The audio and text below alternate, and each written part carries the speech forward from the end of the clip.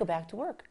I was in the hospital from June the 7th for more surgery, and I was in and out of the hospital until the end of July. The surgery in June was 7 hours long.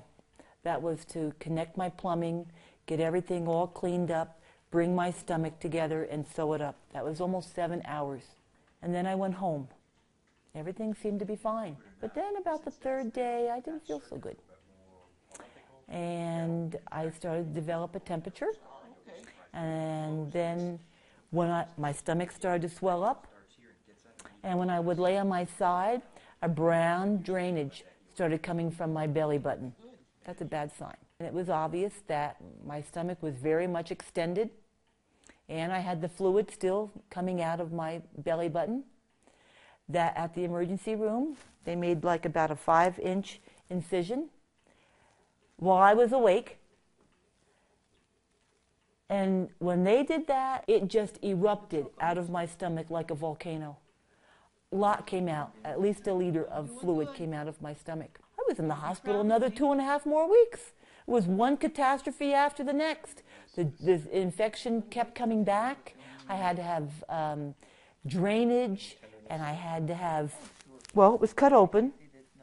And somebody would come 3 times a day with 15 feet of gauze and take a big Q-tip and shove the gauze into my stomach while you're awake, and then next person pulls it all out. I had that done 3 times a day. Now, you can't stay at the hospital forever. I'm getting depressed now, to be perfectly honest. And so now I'm going to have a wound vac to go home with. And you carry this thing like a purse all day. And I went to the doctor every other day for like a month to have this thing looked at, because it's very serious. I mean, if you don't get that fluid out, you can really become even more like septic. But when it sucks out like this, it's also pulling on the intestines. So it's not letting the intestine heal itself, because there's always a little draw on it. So they removed the wound vac. What they put on me was an ileostomy bag that I had worn previously for my ileostomy. Now they're going to put one there. And now it drains out every day out of my stomach. So every so many hours, I have to measure how much is coming out. Is it getting less? Is it getting more? That was a lot. The beginning, a lot came out. But then it started to get less and less. And I'm thinking, okay, things are looking good. I could go out. I had a friend that I went out to the store with one day. And while I'm out there, I'm thinking, I feel a little weird in my stomach. And when I get home, I find like a boil. Right below that one is erupting on the surgical line. And the doctor told me to keep looking for these things, because not only could I have one, but I could have many of these things come through. So I went to the doctor. He said, oh yeah, you have to have that lanced. So back down to the emergency room, or a small little operating room we went. He lanced it. Stuff came out of that one, the same stuff that had come out prior to the one above it. Now I'm wearing 2 bags, one on top of the other, and stuff is coming out of that one. Well, when I first had the surgery in June, I had a fairly flat stomach, so the bags were easily attachable. But now with all this hands in and having been stuffed and wound vacs, it's not so flat anymore. I have one part of my stomach you could like cover like a half a muffin in there. It's like a big indentation. So the bags don't feel very good on your stomach like that. So there was lots of accidents. I'm back to work now. You know, 1 minute the bag works great. Next minute the bag doesn't have such a good seal. Embarrassing, smelly, washing blouses out at work. I'm a strong woman. That took a toll on me. You know, people probably don't even realize that when you don't have stomach muscles anymore, there's a lot that you can't do like you used to do before. She has little or no stomach muscle now, like she used to have. She has to get up differently, roll to her side first, and then get up. She's had to change her life. I struggle with anything that has to do with stomach muscles. reaching with putting away dishes or getting cups and things. When you reach, you have muscles. When you reach down to, pick up dog toys or pick up household things, vacuuming, yard work, bending, lifting, those types of things are an issue for me. We've been married now 21 years. Going on 22, I guess, in another month. I just plan to have a normal retirement. Our plan is to stay at the house for a couple months and then maybe go and do a little traveling and then come back. And yes, my plan was to just have a normal, average American retirement. However, when the accident occurred, for me, that bubble bursted. I thought, oh my gosh, I am not going to be at all the woman that I was. Now, my husband is 21 years older than I am. I'm not supposed to be the one that has to be catered to. Paul is supposed to be the one that needs to be taken care of. I'm supposed to be the strong one.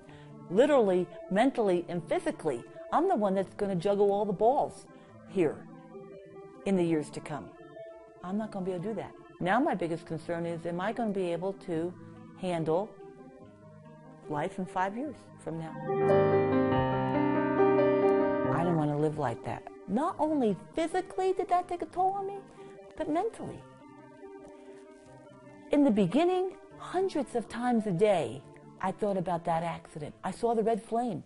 I don't think about it hundreds of times a day now, but I think it about maybe 80 or 90 times a day. I don't want to live like that.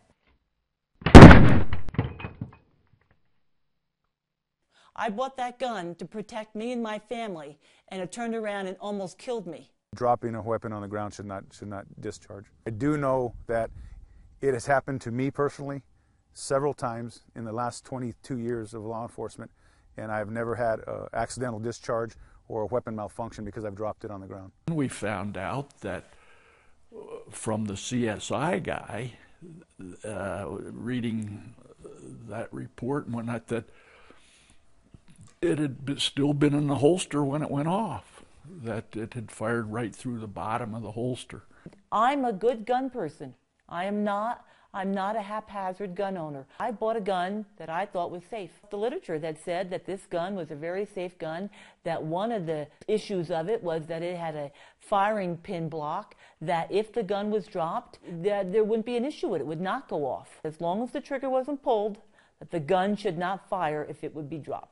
Judy's suffering is due to a failure of the gun, the piece of equipment. She didn't do anything wrong by carrying it in a holster, and she was not touching it or manipulating it or doing anything with the item. It simply fell when the holster let go, and when it hit the ground, it discharged.